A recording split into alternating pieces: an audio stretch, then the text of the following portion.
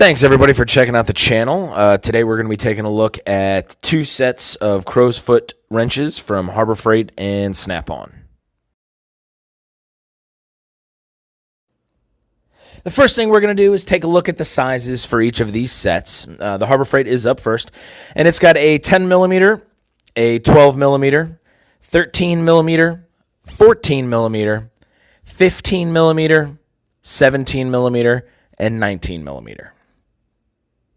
Next, we're going to take a look at the Snap-on, and obviously the Snap-on is a 10-piece set compared to the Harbor Freight at only 7. But Snap-on is 10 millimeter, 11, 12, 13, 14, 15, 16, 17, 18, and 19.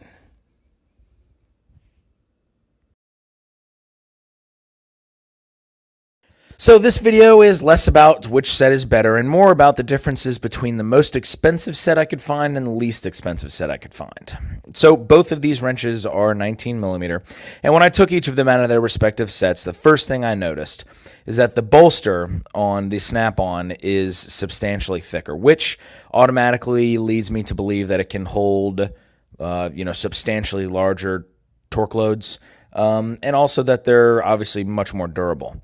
The next thing I noticed when putting them up side by side is that the mouth of the Snap-on wrench is substantially deeper, which again leads me to believe that you're going to, round off fasteners a lot less frequently.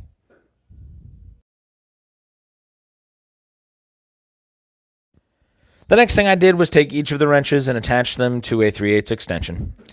First up is the Harbor Freight, and immediately I noticed that there is quite a bit of slop, and I think that's due to the fact that the Harbor Freight doesn't have a notch on the inside of it to line up with the bearing on the extension. The next thing I noticed is the extension itself protrudes quite a bit from the other side of the wrench, which could cause space issues. Up next is the Snap-on, and immediately when I attach it, there is no slop whatsoever, and I think that has to do with, obviously, the notch on the inside of the wrench, but also the size of the bolster itself.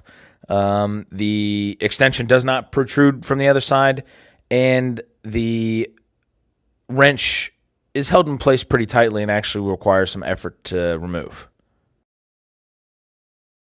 So after taking a look at both of these sets, if you are a professional technician and have an extra $250 laying around, the Snap-ons are the obvious and easy choice.